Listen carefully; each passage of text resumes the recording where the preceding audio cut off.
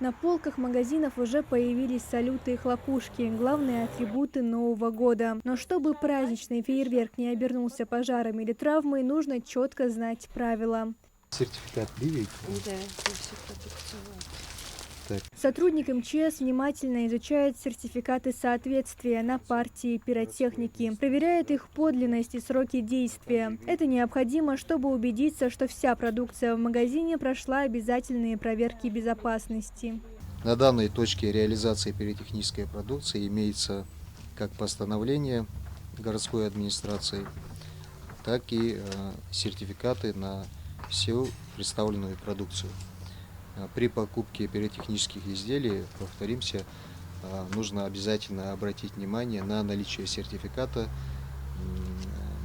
на наличие срока годности, указание на упаковке, на наличие инструкции. Она должна быть обязательно на русском языке, а также информация о классе опасности пиротехнических изделий. Специалист наглядно демонстрирует, как должен выглядеть безопасный товар. Отдельно отметил, что каждый покупатель обязан обратить на это внимание.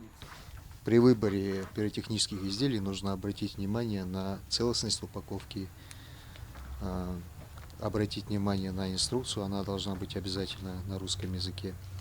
Информация о сроке годности, о производителе. Особое внимание инспектор уделил правилам запуска. Минимальное расстояние от жилых домов должно составлять не менее 50 метров, а от линии электропередачи не менее 20 метров. Нельзя запускать пиротехнические изделия в ветреную погоду, нельзя их запускать вблизи многоквартирных домов, так как они могут залететь в открытое окно, могут загореться предметы быта, шторы, впоследствии может произойти пожар. Мы можем часто заметить и в социальных сетях, в интернет-роликах, как дети запускают фейерверки с рук. Этого делать ни в коем случае нельзя. Запуск пиротехнических изделий осуществляется только под присмотром взрослых. Сотрудник МЧС отдельно отметил, что нельзя запускать пиротехнику вблизи легковоспламеняющихся жидкостей, а также рядом со старыми деревянными постройками, стогами сена или другими пожароопасными объектами. Также ни в коем случае нельзя пытаться запустить пиротехническую продукцию повторно. Необходимо залить изделия водой и утилизировать. Бенгальские огни, хлопушки, их можно использовать дома.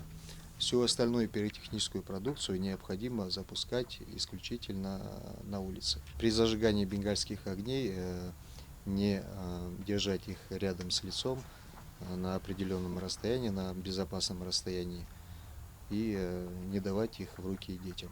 Подобные профилактические встречи сотрудники МЧС проводят регулярно. Такие мероприятия помогают предотвратить множество несчастных случаев в праздничные дни. Мария Амбата, Акрамат Дасхоев, Магаз 24.